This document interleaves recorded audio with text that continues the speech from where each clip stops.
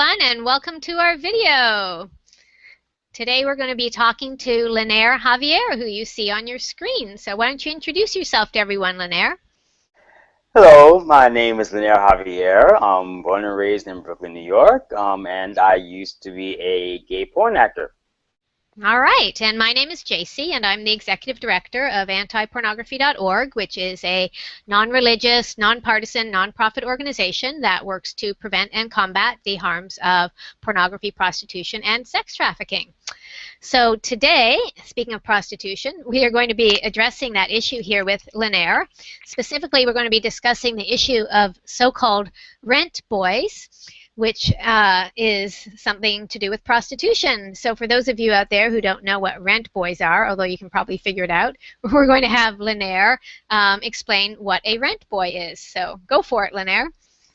Well, a rent boy actually is a male prostitute, or with the fancy word they try to use for it is escort.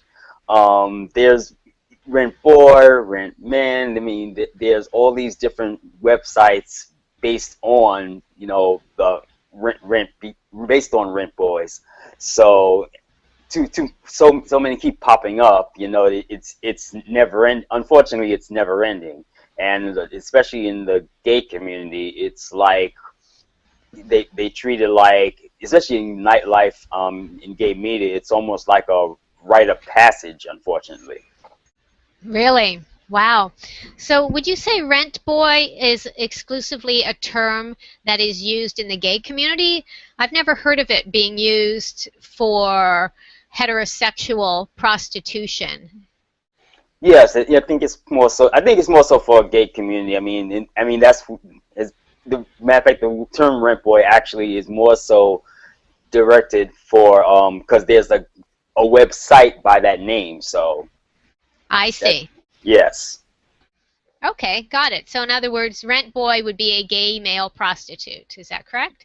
Yes. Okay. All righty, good. Or a male prostitute that that caters to gay men. Ah, I see, which is a whole other topic. I guess that Yes, would be it is. that would be gay for pay, right? Yeah. Okay, so we're going to discuss that one in another video. But for this one, well, I don't know. We'll see where this one goes. We'll just take it naturally. But so as far as, quote, rent boys go, you actually wrote a poem called No Joy with a Rent Boy, right? Yes, it was based on a little bit of an incident that I had where I very briefly was involved with someone who was a rent boy. Got it. So Yeah. was he, I gather he was a gay male and not just somebody who was doing it for pay, right? Right. Got it. Okay, good. All right, well, it's actually a very profound and thought-provoking poem. So what I'd like to do is to have you read it to our viewers here, and then we can discuss the different issues that are raised in it. Does that sound okay? Sounds great. All right, so let's do that. Ladies and gentlemen, we introduce poet LeNair Xavier reciting No Joy with a Rent Boy. When you first told me what you do, my first thought was to say we're through. But then I tried to not be closed-minded, as I live an eyebrow-raising life too. Now the time has come to be sincere, facing the facts that are so damn clear. No more denial blinding my eyes to how what you do is a cancer to both our lives. I don't trust your head, nor do I trust your bed, for I'm realizing how much DNA your one and only mattress has been fed. Why does my lack of trust surprise you when so many Johns wear your cum? But then you try saying we have a home, claiming that I'm the one. You can wash your in-call sheets 1,000 times. You can take 1,000 showers. It won't erase how the essence of your Johns has heart-draining, lingering powers. On that alcohol, was I really on your mind? Or was that just another line? like the ones you tell your clients so you can make another dime. That's why I can't trust your heart, for it's so often in the dark. So you can do the deed, then spew your seed, but I can see your soul is nowhere near freed. You are living a life bound in tightening chains, crushing your heart behind that wall. With all the drug and booze you do to get numb, even with my care, that wall won't fall. It is now politically incorrect to say one's decision is not based on moral judgments. Well, fuck political correctness. For here, moral judgment shows good sense. See, the so-called service you provide is for the weak and socially inept. Sex is about our bodies joining for a soul connection. And what you sell gives your spirit life to death. So you can't be trusted. And now I'm disgusted. Our deceptions to ourselves have now been busted. If this is me living with a closed mind, at least I will later smile and do fine. For I'm seeing there's no joy with a Rentboy, except for the fake one, paid in cash for time. Yay! Applause, applause. Very good, LeNair. That is an excellent poem. It really says so much. Thank All you. right, so yes, it really is quite an indictment on prostitution in general, which, as you know, a lot of people support, including those in the gay community. So just a few questions about this. This was about a personal relationship that you had with somebody who was a so-called rent boy, right? Yes. All right. And so did you write this while you were still with him, or was it afterwards, after you broke up? Oh, no, it was after. I mean, and we didn't see each other very long. I would say maybe 2 or 3 weeks at the most. But during that 2 and 3 weeks, I got so much, you know, all of this I got out of it. And plus, I knew other guys who were also escorts. So, and I kind of kept my distance from them because I did have some of those preconceived notions based on a lot of my values and everything. And so when I met this guy, I just got so, you know, connected to him. I just said to myself, you know what? I'm that type of person where, you know, I'll throw myself into a situation sometimes because to know for sure that whatever apprehensions I may have, to confirm them or see if I was possibly wrong. And I found out that my apprehension was actually on point. Right. It certainly sounds like it. So did the person that you wrote this about ever read it? No, we're not even in touch with each other anymore. So no. I mean, if he has read it, it's something that he stumbled upon by some other means. Because I'm actually the type of person that when I write something about someone, even if I don't necessarily mention their name, if I have their email address or anything of that nature, I will send it to them and let them know, hey, this is what you inspired. Right. Yeah, that's why I asked about that, because I was wondering, you know, if you did send it to him, what his response was. Okay. All right. So he may not have read it, but a number of other people, I'm sure, have read it or heard it because you performed it at an event a while ago, right?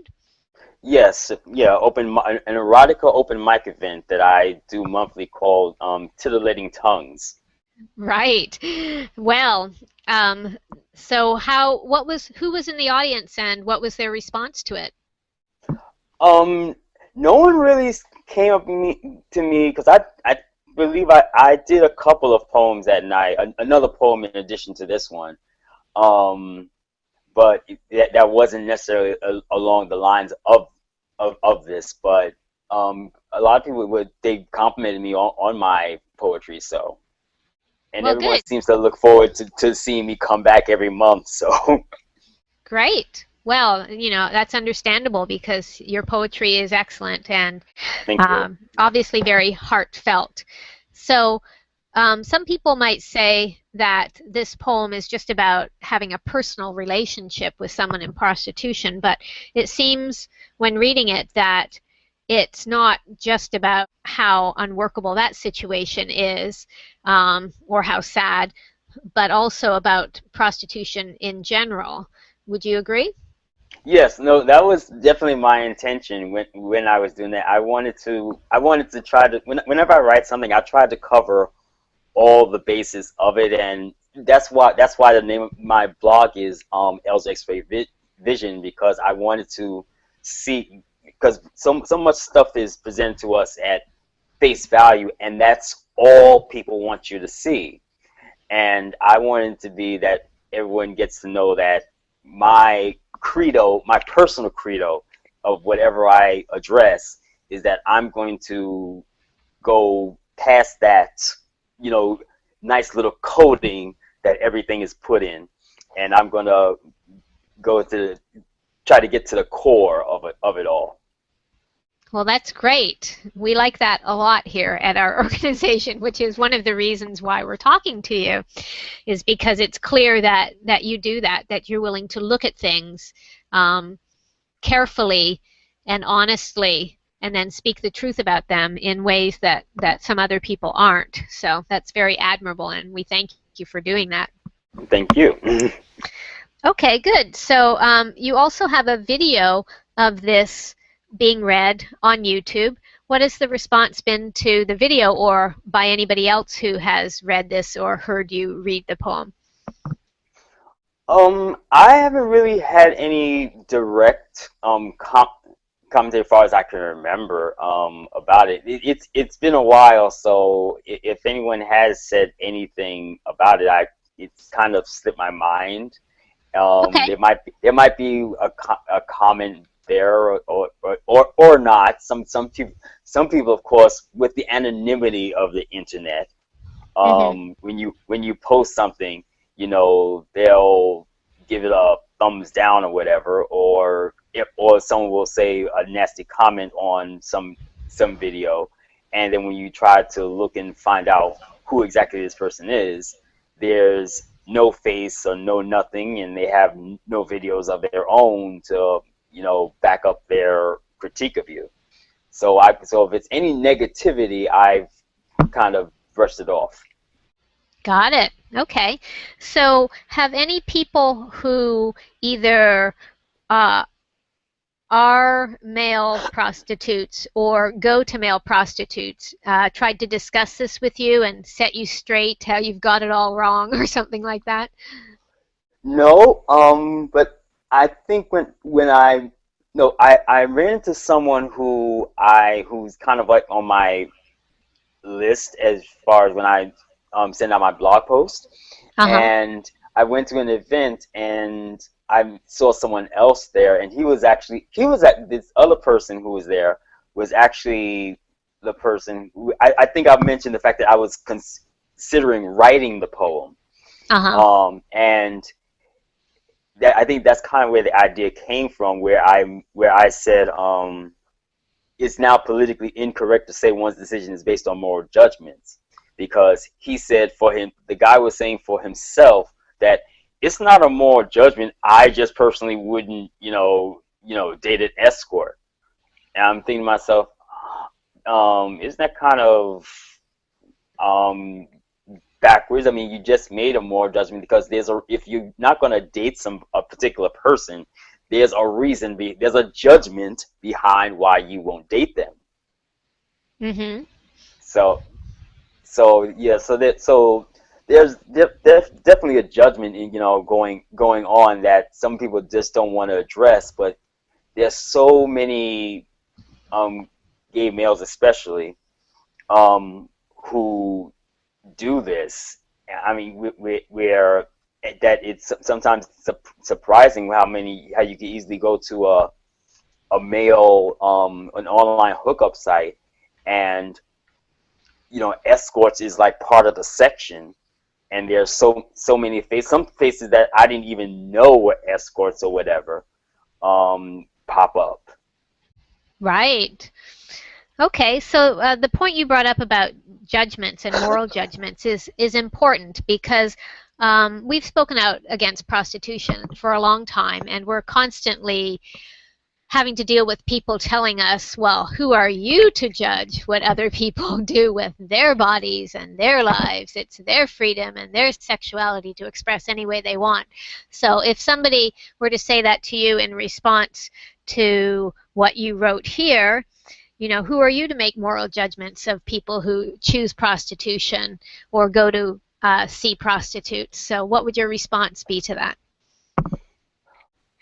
Well, the fact that I've lived it to some degree, because of the fact that in my time of doing porn, for the vast majority of times in my doing porn, did have an attraction to my scene partners, but there have been those instances where I was not attracted to my scene partner, and I always look at the big picture of things, and so my thought is, if I can feel so uncomfortable, doing it that one time and how it weighs on me, I'm thinking about that person where this is what they call their livelihood, where they do this over and over and over again.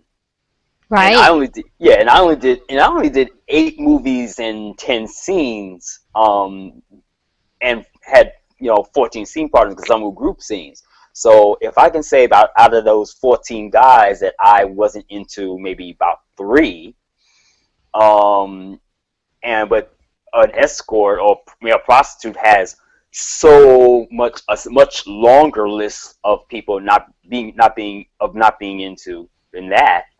That definitely would weigh on someone, which is what contributes to all the drug use. That's the stigma associated with prostitution. So I write this stuff to give the warning sign. I mean, my feeling is, I'm giving you the warning here. I'm not necessarily telling you what to do so much, but I'm giving you the warning signs. And I let it be that my bio is accessible. So take from that, learn from that. Now you're going to do whatever you want to because you're an adult, but at least I gave you some kind of advice. That's just the way I look at it. Got it. Okay, well that sounds fair. So you mentioned that you didn't enjoy those times when you were doing a scene with someone in porn that you weren't attracted to. So in essence, that was kind of the equivalent of prostitution for you, more than the other times when you were attracted to someone, and that in other words, it allowed you to relate to what it might be like for someone who's just being paid to have sex with whoever lines up or whoever pays them, right? Yes. Okay. So it seems from that experience and from your poem that you're assuming, and I think it's fair enough, that that's probably a similar circumstance with many people who are engaged in prostitution, and that's been your observation. Is that correct? Yes. Got it. Okay, so we agree, and that's our observation too. But what would you say to people who say, well, I've been to see many Rentboys, and they seem to love it, and they smile, and they tell me how much they enjoy seeing me, and they seem like they're having a great time, and they love expressing their sexuality, and they make a good income, and they say it's a great life. So what would you say to that? Well, that's part of what they're paid to do. I mean, that's what I was paid to do when I did a porn scene with someone who I didn't like. I was paid to act like I was loving every second of it, but the reality is, if you probably compare it to someone who I can say that I was attracted to, you could probably definitely see a difference. But when you're, you know, a prostitute, that's the difference is, you know, the camera isn't there. So you can't compare it. You can't compare it to, you know, what you know, when you're doing, when a prostitute's turning a trick, the camera is not there. And when that same prostitute is maybe having sex in their personal life with someone, you know, that they actually are attracted to, you can't make that comparison between the two. So of course they can easily tell a lie to their John's face. Got it. Okay, good. So if someone came along and they were a quote rent boy and they said to you, LeNair, there may be people who don't like doing it, but I love doing it. And I'm not talking to a John and telling him. I'm telling you right now, LeNair, that I love doing prostitution. It's very fulfilling for me. I feel I provide a valuable service to humanity and I get to express my sexuality. What would you say to that person? As I probably have, I think I probably have said, I had a conversation with someone recently who he wasn't a prostitute, but he himself did say, although he didn't, well, let me put it this way, he didn't admit to being a prostitute, Uh-huh. but at any point, but he did say that he finds nothing wrong with, you know, having money for sex. So that's why I have a little question mark in my head about whether or not he actually did it, and he probably might in actuality be ashamed of it to some degree. But I did have someone tell me like this, that they find, you know, that there's nothing wrong with having sex for money, and I don't feel, no one has, I think people, a lot of these prostitutes who would say something like that to me, they're kidding themselves, because sex is supposed to be about a an actual attraction to your attraction and respect for your partner, and not necessarily going on some kind of power trip, which I think some of these prostitutes thrive on. I mean, that's how they get by with, you know, by being admired by their clients. I see what you're saying. That's interesting, an interesting perspective because a lot of people who don't agree with prostitution sometimes look at it the other way, that it's actually a power trip by the clients in order to be able to do whatever they want with the prostituted person because they're paying for it. So what do you think of that angle? I think it's a two-way. It's exchange of power, basically. I mean, because like you said, the John paying them to, you know, do the job, and they're like, you know, fine, well, this is what I get, you know, and so the prostitute is getting empowered because it's like, yeah, but you're not going to find another me, because I mean, look at the trouble you went through, and you're willing to pay this big price that I put out there for my being here. So, I mean, and what I've heard about prostitutes or rent boys, whatever, if you would go onto a website and try to hire one, whatever their fee is, that fee is actually just for them to show up. Wow. The actual sex and all that stuff, that's extra. So Wow. whatever that other 200 or 300 or whatever is just for them to walk in the door. Well, I didn't know that. So that's new information. Okay, great. So another aspect of this that you brought up earlier was the issue of social stigma. And I believe you said that it led to people who were in prostitution having to numb themselves with drugs and alcohol and that sort of thing. Did I get that right? Yes. Okay, so it's the issue of stigma is one that comes up a lot in the world where people are addressing the issue of prostitution, because a lot of people who describe themselves as sex workers point to the issue of stigma as to what's wrong with prostitution and why the problems that exist in prostitution exist. And so they feel that if they can in fact legitimize prostitution as legitimate work, then they will reduce the stigma, and then the other associated problems with prostitution will lessen, if not eventually disappear. And the problems they're referring to are depression amongst people in prostitution, use of drugs and alcohol, violence that occurs within it, and other related issues. So what is your opinion on the stigma issue, and do you think that they're right that if the stigma was removed, then prostitution would just be fine and dandy, and people could happily go about their business? I don't believe at all that the stigma is going to go away. I mean, it's there for a definite.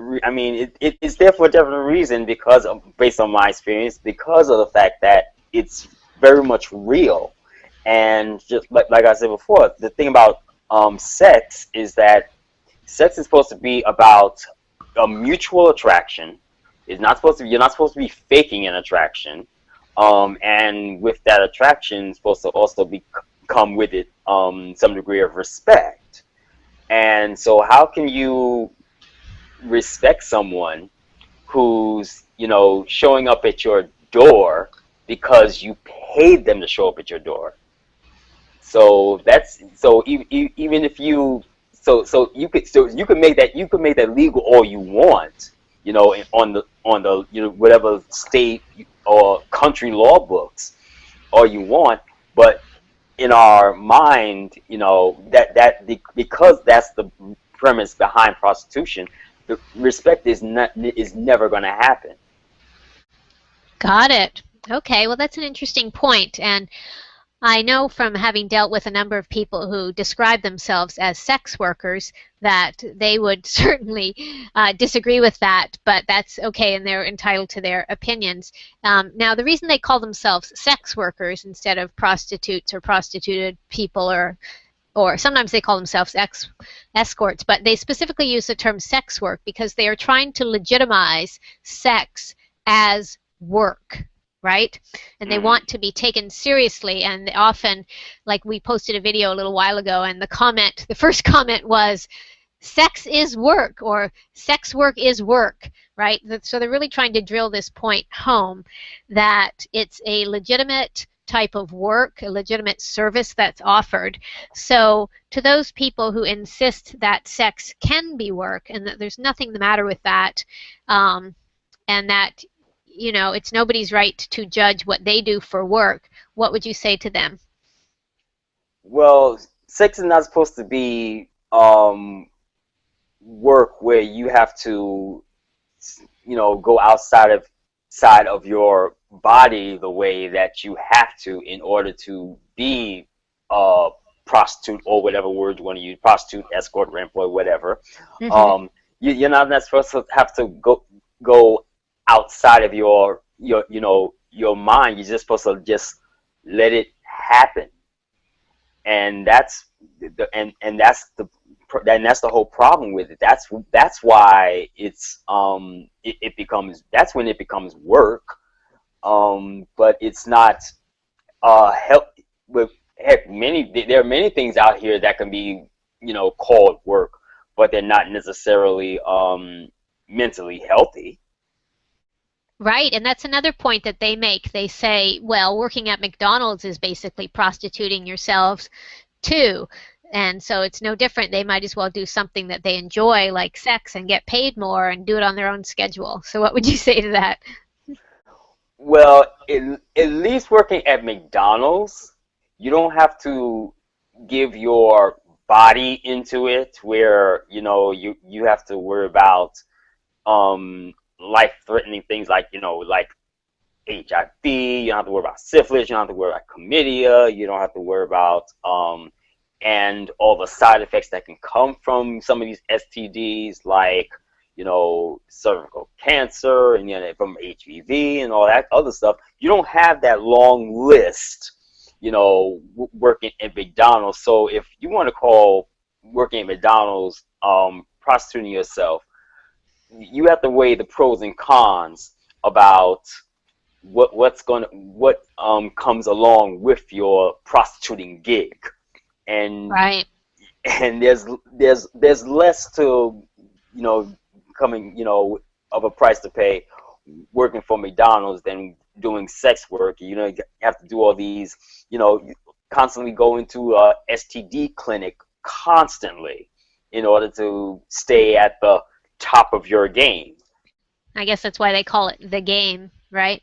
Yeah. So, okay. So, well, that brings up two other issues that I wanted to address here regarding prostitution. In your poem, you say, see, the so-called, quote, service you provide is for the weak and socially inept. So that's quite a big statement there. So are you referring to the Johns of the people who are in prostitution as being weak and socially inept? Yes. Okay, well that's quite a statement there that I'm sure a number of Johns out there are going to take issue with. But why don't you explain why you think that that's the case to help those who are Johns and might be questioning their role as Johns to understand what might be weak and socially inept about it and how they could make some better choices. Well, the reason why I say weak and socially inept is because usually that's what the from what I've heard, that's usually the case of what these Johns are. They're often these older gay men who don't get out much, and they got all this money to burn, because they didn't spend so much time at the office that they have no real life to go out and meet somebody. So that's why they're forking over all this money, in order to have these Johns come into their life, so they can have some, not Johns, escorts come into their life to be company, because they're lonely, and they haven't, and they when you take a certain job, you make the choice to stay so long in the office that you have no social life, and that is what these Johns have done for themselves. So, and then if you keep up with that that MO, eventually you're going to lose your social skills about how to talk to people.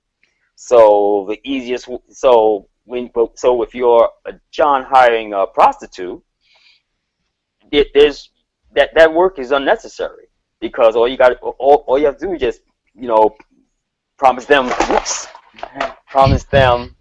the money, and then you're ready to go. Right, exactly. It doesn't require having to use social skills to really connect with somebody and get to know them and them you, and decide freely that you want to be together. It's just, here's the money, now do what I want, right? Exactly. Right. Okay. One other issue about prostitution in heterosexual prostitution is people constantly say it's a choice, for the people who are doing it. But the actual average age of entry into prostitution for women, or females, I guess you could say, because it actually ends up being girls, is the age of 14. So obviously it isn't that much of a choice if they're doing survival prostitution as teenage runaways or whatever their circumstances are. But just out of curiosity, for gay males who engage in prostitution, do you know if some or most or all of them start younger, or do they start older? It's something that we don't have that much information about, and I'm just curious if you have any knowledge about it. No, I don't have much knowledge. No, I don't have much knowledge about it. But I know, as far as I guess as far as the ones that I've been aware of course, they're of legal age, because they have to, go through, being put on this website and having profiles online and stuff like that. So Right. they have. So in that regard, they're of legal age. But you have some who could be hanging out at, like, what I understand, like Port Authority or somewhere here in New York, or in Street China. prostitution. Yeah.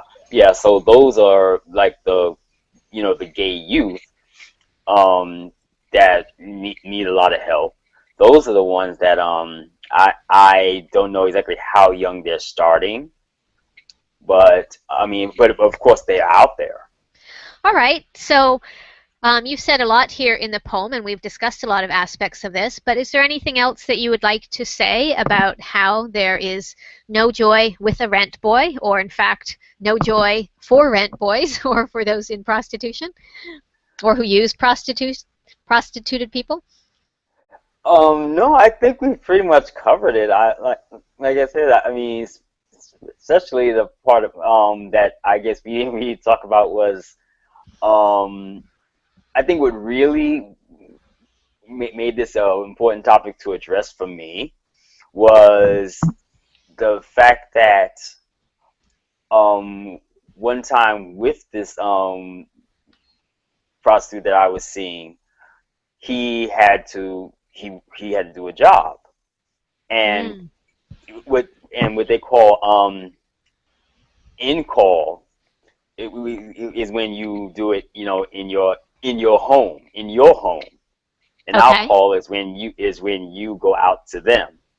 All And right. he did an in call job at his place, and then I showed up there after, and I'm just laying there in the bed, and I'm thinking about the fact that, and he kind of described the guy in some degree to me, not necessarily what he did with the guy, but the fact that he was there at Mm-hmm. all, before me in this very same bed that me and him have had sex, made me a bit uneasy. Right. That's understandable. It's not exactly going to encourage intimacy in your relationship if your partner has just had sex with somebody else or something, or is going to. Yeah, and I wouldn't have cared. Like I said, that's why I wouldn't have cared how many days had gone by or whatever. It's just that was the one time during the time that me and him were seeing each other, that it was actually put in my face that this is what he does. Right. So Exactly. so that's when I was like, I don't know how well this is going to work from this point on. And so and it pretty much went downhill from there. So Right. In fact, now that you're bringing this up, I mean, it's obvious that from your poem, the difficulties involved in having a relationship with somebody in prostitution, but just to directly address it, that's another big issue for people in prostitution. Another harm of it, I guess you could say, is that it makes it almost impossible for them to carry on healthy personal relationships outside of their work, because most people simply can't tolerate their partner constantly having sex with other people, right? right, I mean, which is why they usually end up with another prostitute as their significant other, if you want to call them significant other, considering. Right, all things considered. Okay, Yeah. so let's end this off with just two short statements here, and I'd like it if you could just basically talk to all the people out there who are currently in gay male prostitution or just in prostitution in general, and just say what what would your advice to them be? What would your statement to them be? What would your hopes for them be as something better than prostitution? Or would you advise them to get out, and how? So if you could just talk to them, and then I'd like to have your statement to Johns, what you would like to say to them. So let's start first. What would you say to people in prostitution, particularly gay male prostituted people? My advice I have to say to gay male prostitutes is that um, I know a lot of gay media definitely hypes you up to that you're some kind of gay superhero of some kind because you're so sexually out there. But the reality is that you're doing more harm to yourself than good. Based on everything that I've said here, you you don't have a good shot at a good personal relationship, by constantly having to um, you know do a mental block in your head you know, in order to have sex, because eventually it winds up being that you get desensitized to sex in general.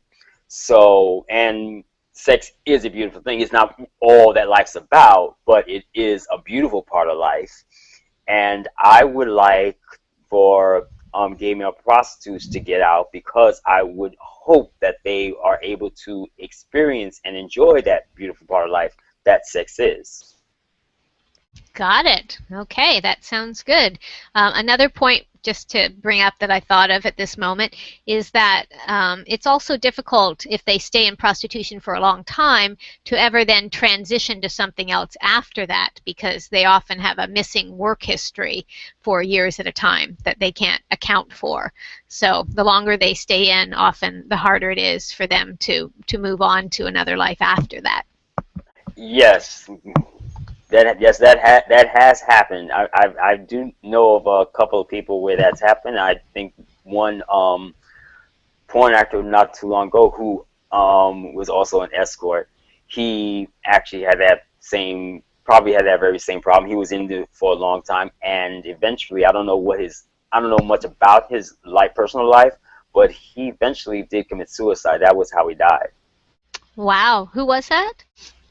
His name was Arpad Miklos. Okay. Alrighty. Well, that's actually, suicide is unfortunately quite common with people in the sex industry, as anybody who's studied it at all knows, unfortunately. So that's sorry to hear about that, but hopefully hearing about that will encourage some people to not get into prostitution or porn, and will also encourage them to leave. Okay, so to all of the Johns out there who go to see prostituted people, whether it's gay male prostitutes or women who are in prostitution, what would you say to them? What's your advice to them? Something a lot more stern. I really say that they need to get their lives together, and if you're in a relationship, and you're buying these prostitutes, you really need to start learning to communicate. Look inside yourself and start communicating with your partner, and with your wife, or with your boyfriend, or with your husband.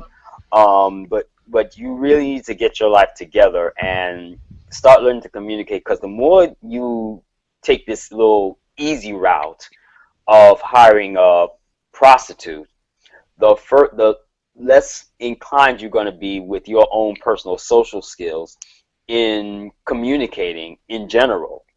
So, like I said, just really get your lives together. And if it's because of the way you look, and you don't have the confidence in that, then get yourself to a place where you get yourself to a healthy body image for yourself, and not necessarily what the media says you're supposed to look like, but do it for yourself.